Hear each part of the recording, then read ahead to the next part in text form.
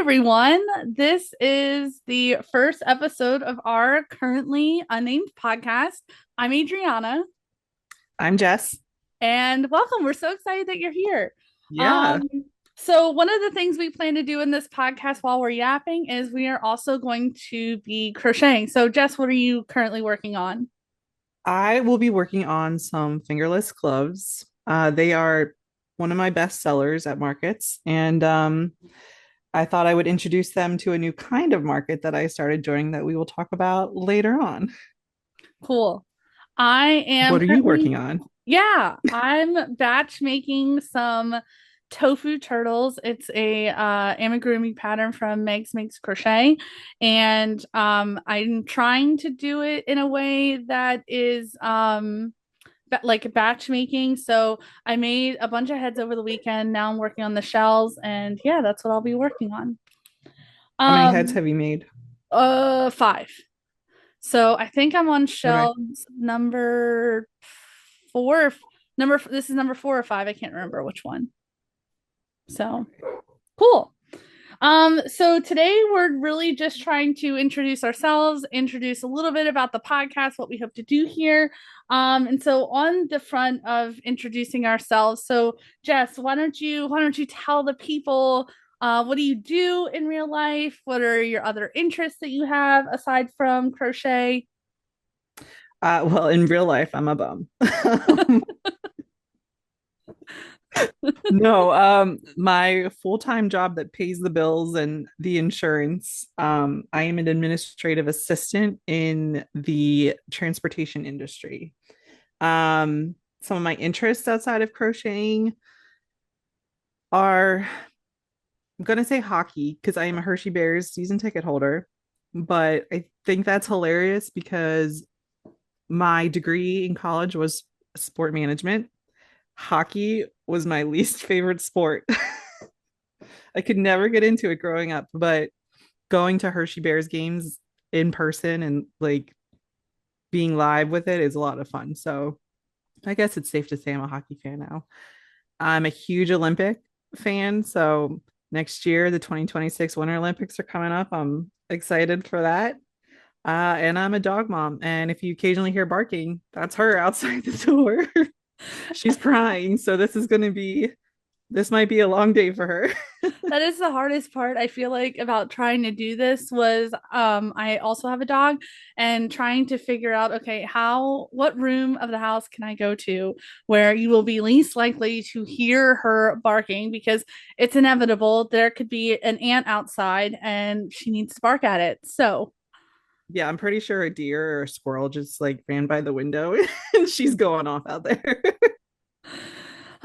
they are our bodyguards from all these like masses of people that are just gonna come to our doors after this podcast comes out. So yeah. Beware. Yeah. As for me, I am in real life a high school German teacher. I also recently became the department chair for world languages at my school district. This is my 4th year of teaching. It's rough out here. That's all I'm gonna say. But I couldn't as far as imagine being a my teacher. come again. I couldn't imagine being a teacher. Um, I will say the kids are wonderful. I really do love working with high schoolers. I can really appreciate the fact that like they're in a really difficult spot. They're trying to figure out who they are, but have started to get like, their personalities and their interests down. And so I think they're generally really funny. That you can to some extent reason with them.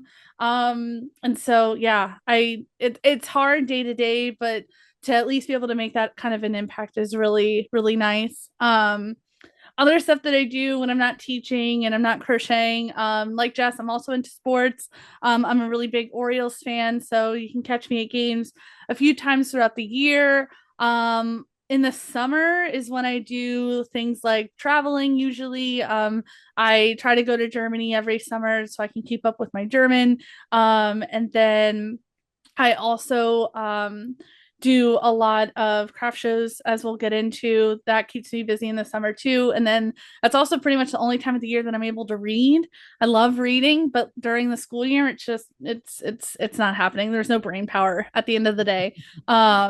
So pretty much it's just crocheting during the school year, but then in the summer when I have a chance to breathe a little bit, I try to do some reading too. Have you tried audiobooks? I did. I thought because of how much I love podcasts, I'd really love an audiobook, but on my brain, I don't know what it is. I can't stay focused, I guess, for that long or follow a story that well when it's verbal. Wish I could. What about you? I love them. Depending on the narrator, I think there's been a couple that I've tried listening to where I'm like, nope, I Yeah, can't do this for a whole book. Um, but especially when I'm crocheting, maybe it's having read certain books previously before listening to them, like the whole all Sarah J. Maas books, A Court of Thorns and Roses, and the oh my god, Throne of Glass. Is that what the other series is? That's deep sea. I'm gonna that's the book readers. I'm sorry, that's my favorite series, but I can't remember it off the top of my head right now. But like I knew those stories, so I put them on. I also purchased them on Audible and listened to them while I'm crocheting. So I kind of already know the story, but like it's nice to be read it while I'm doing something else. That's fair.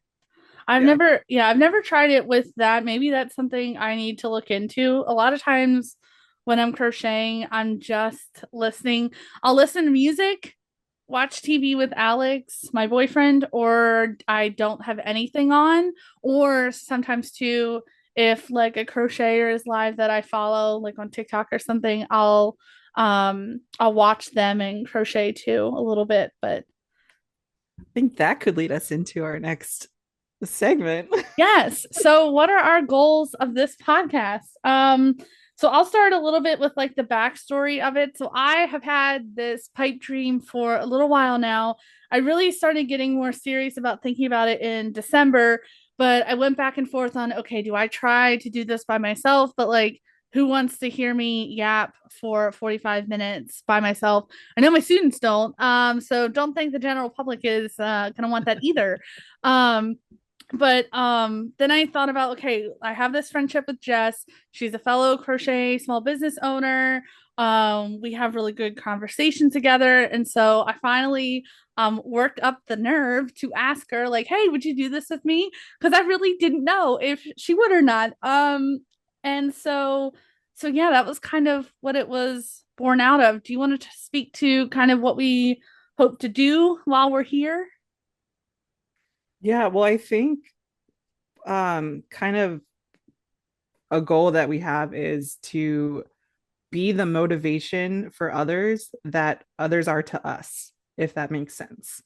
Like we all recently we're complaining like daily that some of our favorite crocheters who we like to have have their lives on in the background while we're crocheting, they haven't been live, and that's one of our motivating factors to get our own work done. So like we might not be that for everybody because I know there are other crocheters who go live regularly, but I just can't get into them. It's nothing against them. Um, maybe I've just set an established group of people that I like to follow. Um, so maybe we're that source of motivation for somebody. Who cares who it is? Like maybe we're what somebody needs. That was really nicely said. Yeah, exactly. But I mean, really, exactly what Jess said. We're really trying to be that quote unquote body double for other people to help keep you motivated. This is also going to help keep us motivated. We're really excited about some of the different topics we hope to get into. We definitely want to be a place where you can get tips if you have done lots of markets or if you're just thinking about doing them, or any helpful advice that we can give you based on our own experiences as crochet small business owners. We're also really excited about the possibility of having guests on the podcast, both other crocheters and then other like vendor organizers and things like that. One aspect that will really make up a large portion of this podcast will be doing market recaps. So we're both currently in our off season right now, but starting up at the end of March, I will have my first market. So 40 days from when we're recording this. And then once our market seasons start up, we're really excited about the possibility of being able to recap them to you. We have a whole structure planned for those different episodes, and we're really looking forward to being able to debrief those with you guys as we talk about markets and what we love and maybe not love so much sometimes about them. Yeah. When is They're not your all great, but yeah, yeah. Well, it's like anything else in life. It's never all going to be roses and happy and whatever. But I think generally speaking, both of us have had such a wide experience with markets that we'll really have something to give these people um, in terms of advice and our experience. I When think is your others next also market? need to. April 26th is mine. So it's 68 days from when we're recording this episode. 68. Holy cow. I know, but I feel I feel like it's not enough time and I'm so far behind. But like I was saying, I think it'll be important for others to hear both the good and the bad about markets because I saw on TikTok recently a crocheter who did their first ever market, and from her videos it looked like a bad market, but and she was saying how she's never doing another market again. It's not for her. And part of me died a little. Like, I mean, you had a bad experience. I'm not going to harp on you to like keep trying, but like I want you to know that there are really good markets out there. Also, I have to say, market is a really hard word for me cuz I feel like market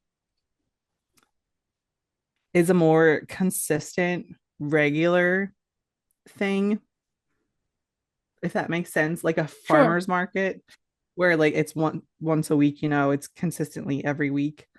Um, whereas like the shows I apply for are craft shows Hmm. or comic cons, like they're designated. People come to a craft show knowing that like what to expect, that it's going to be all sorts of craft vendors.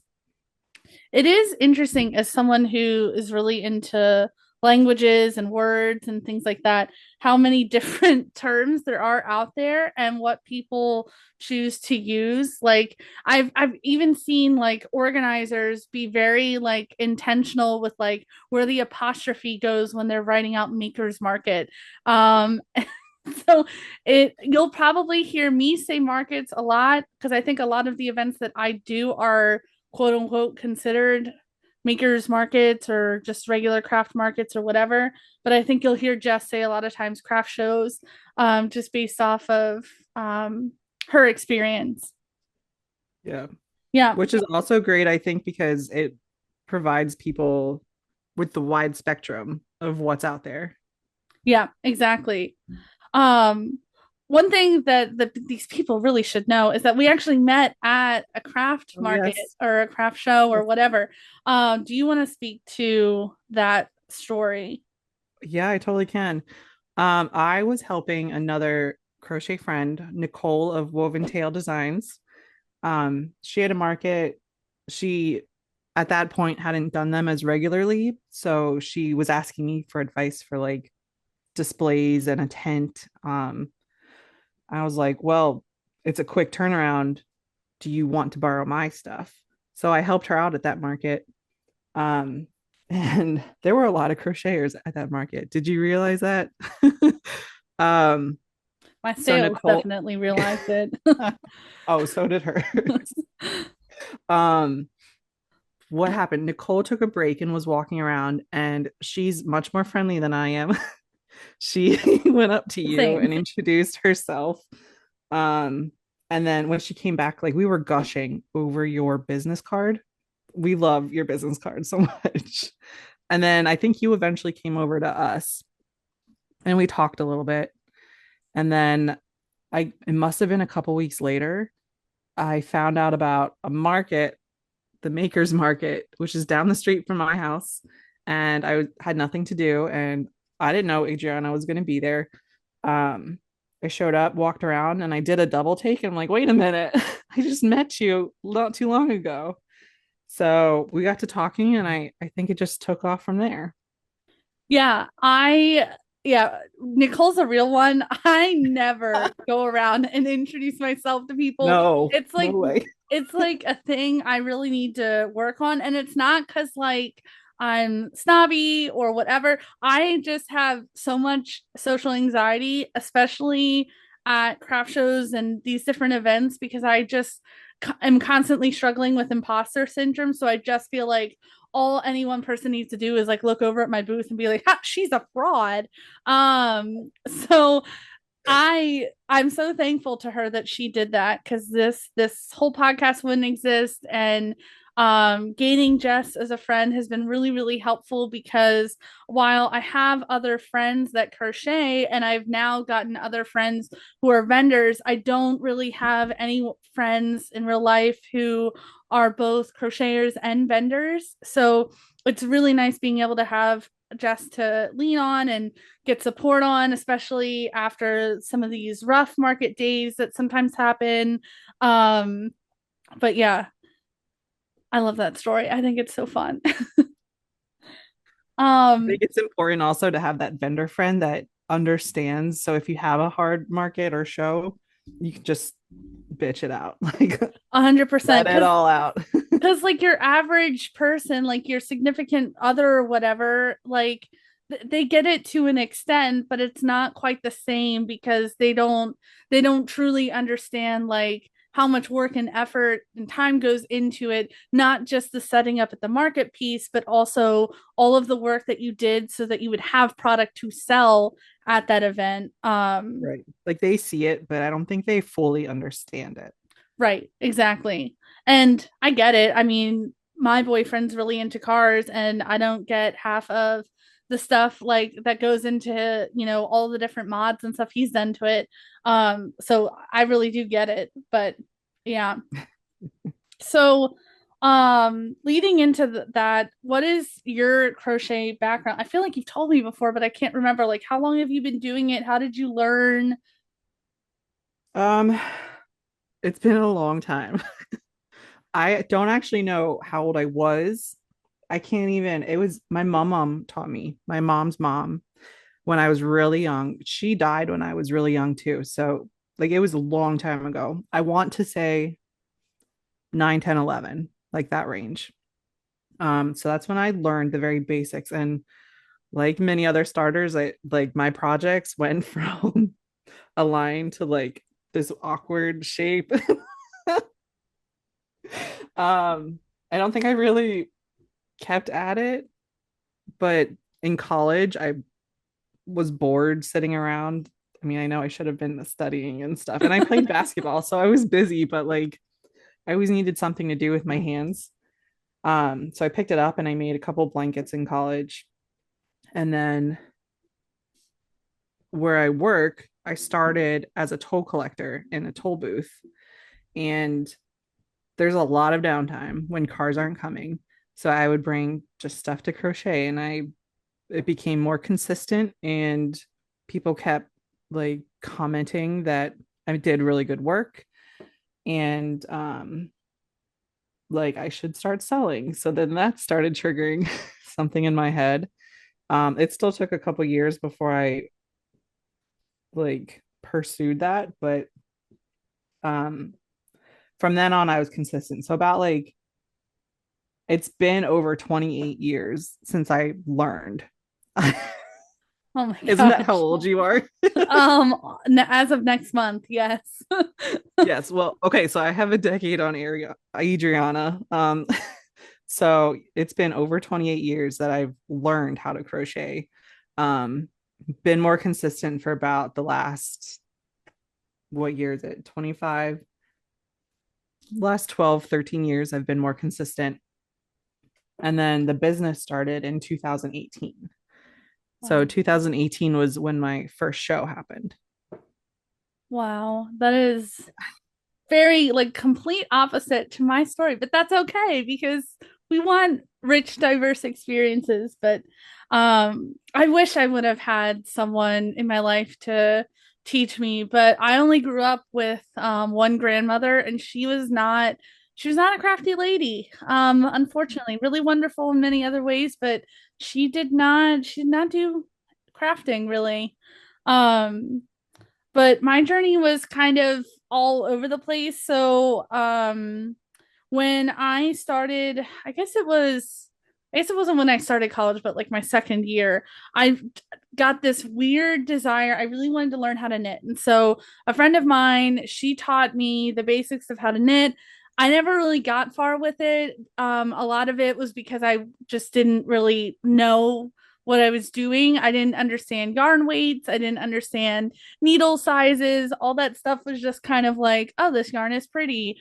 Oh, I have these hooks. Let's just make a big rectangle because all I ever made were scarves, and I would just make like an infinity scarf or a regular scarf. Like that's all I did with it. I ended up putting knitting down and I haven't honestly picked it up since. And then during the pandemic, I had been wanting to learn how to crochet. And December 2020, I had to go into quarantine. And I decided, all right, well, better now than ever to go ahead and start learning how to crochet. And so I don't remember exactly what I watched, like a specific video, but I used YouTube videos to teach myself. My first project was a hat, and then I made some more hats, and then I think my first amigurumi project, which is like pretty much almost all of what I crochet now, um, that was at the time of the TikTok trend of bees when like that was like really big. And I Those dang actually, bees. yes, and specifically like not, I couldn't even find, so here's how bad that trend was. I couldn't find yellow yarn in like acrylic that I wanted.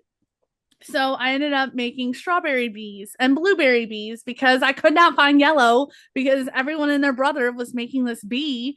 And I actually have the first bee that I ever made. I have it up on my trinket shelf in my craft room. It's a little cursed looking. It's a little fatter than what it really should be.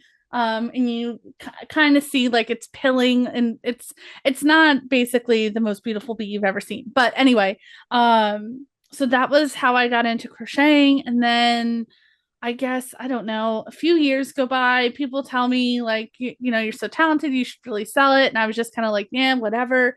And especially when I was starting to teach in 2021, so less than a year after I started crocheting, like, there was no way I was adding extra stuff to my plate at that time because I could barely handle what I was doing in terms of my job. But then I don't know what it was. Probably lack of income from teaching, or not sufficient income, that I decided, okay, maybe I can go down this path of selling stuff. And that's how I started, I guess. That was 2023. So I'm not quite 2 years into it. But this will be the third calendar year of the business. So yeah.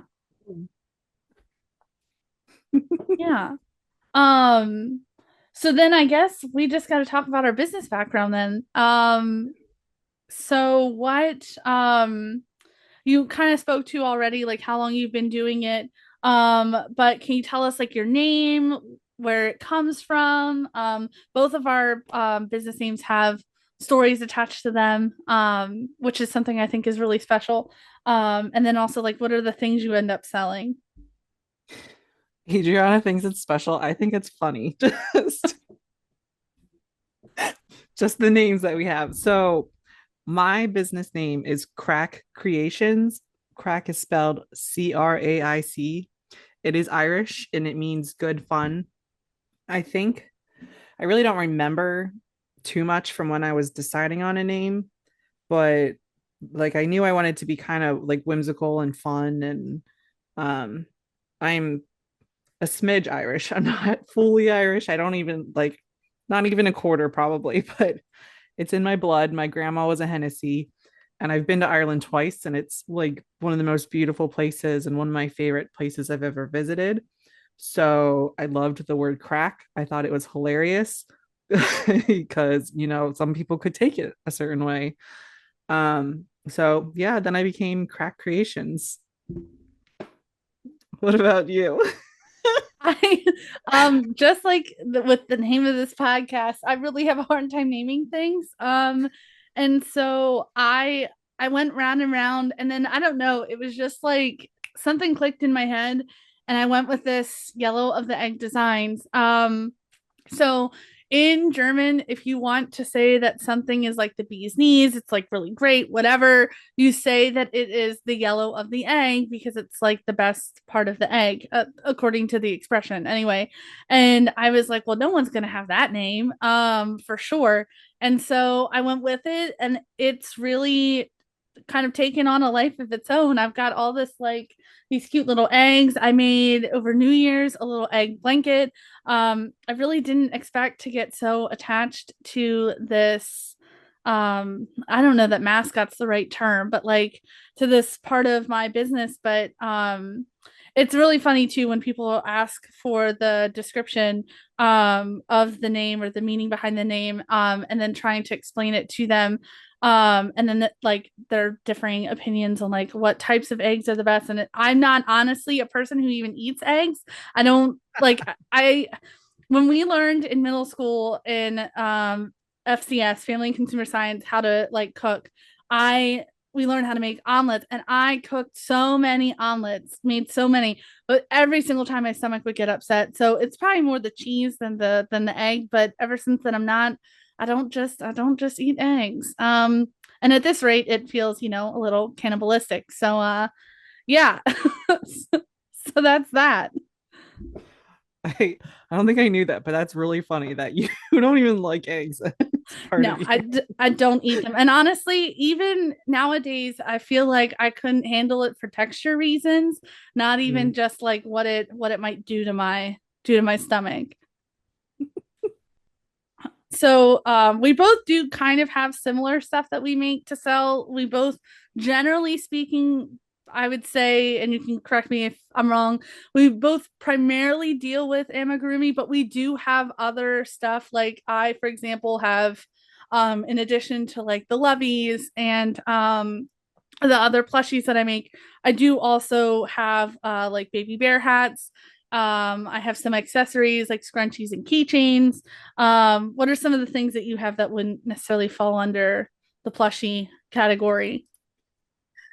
Um, so really funny. I never ever wanted to get into the plushy area of crochet.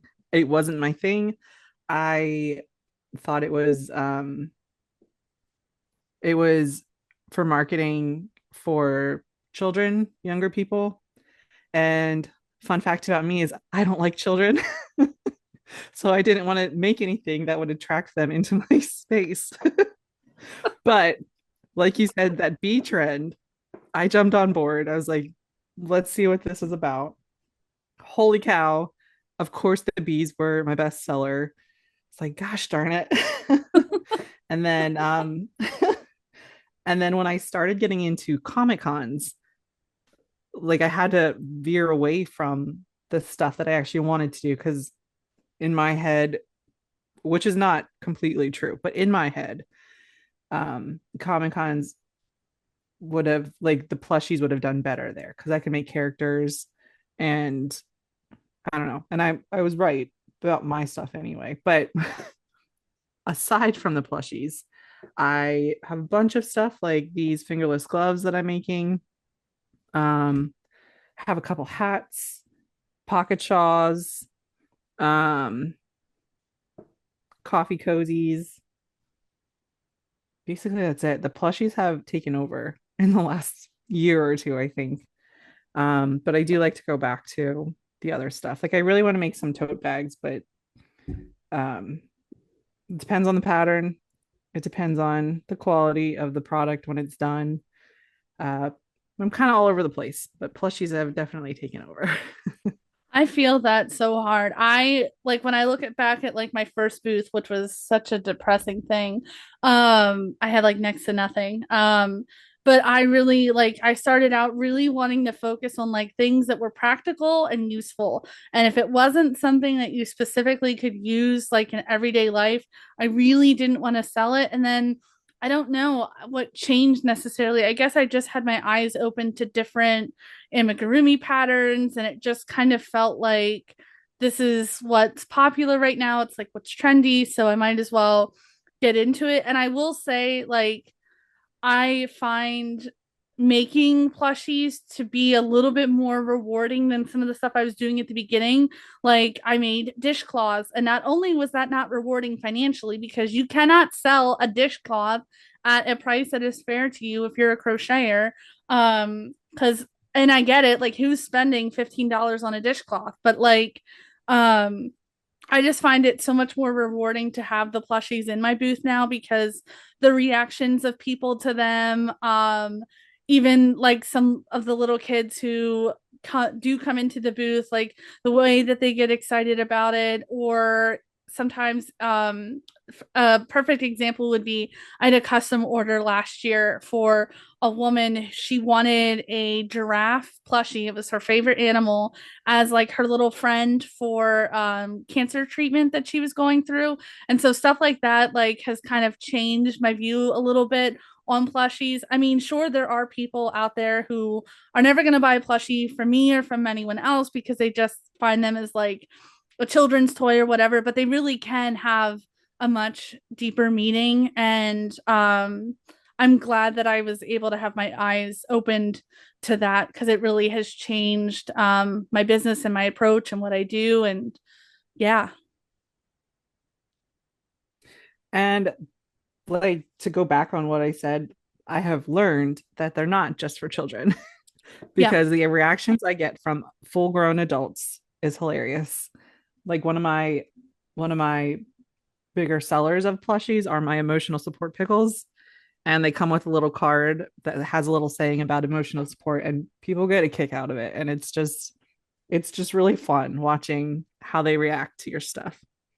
it is really funny too because I think we get so like as crocheters, we get so I don't know how to I'm trying to think of the word.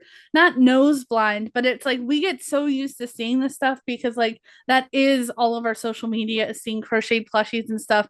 But like trying to remember that for the general public, they are not inundated with all of these different patterns Yeah. and plushies.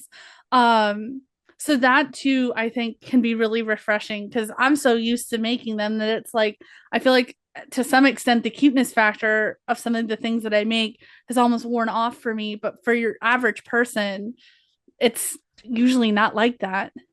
Yeah. Well, I just finished my last shell that I need to make, my last tofu shell. Oh no. So I guess this is really it for our first episode. Do you have anything you'd like to add, tell the people? Um, I just want to say that I'm really excited for this journey that Adriana and I are going to go on together. And I hope, even if it just brings one person like that motivation they need or that little like oomph to get going, or like when we do our market recaps, especially for them to hear what we went through, our preparation and, the recap part of it, that they're like, oh, this could be this could be fun. Maybe this is something I could get into. So I'm just really excited about what's to come.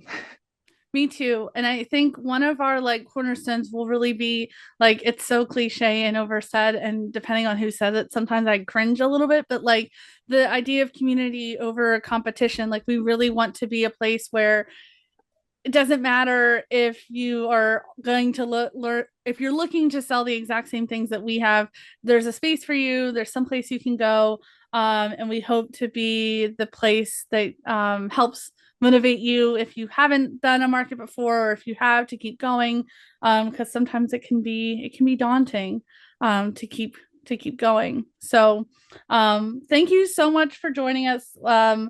like we said, we're really excited to build this community with you guys, and we really can't wait to share our market experiences. There's going to be a lot of ups and downs, we know, both with our markets and with this podcast. And so we just really appreciate your time. Please be sure to rate and follow this podcast that will have a name when you get it.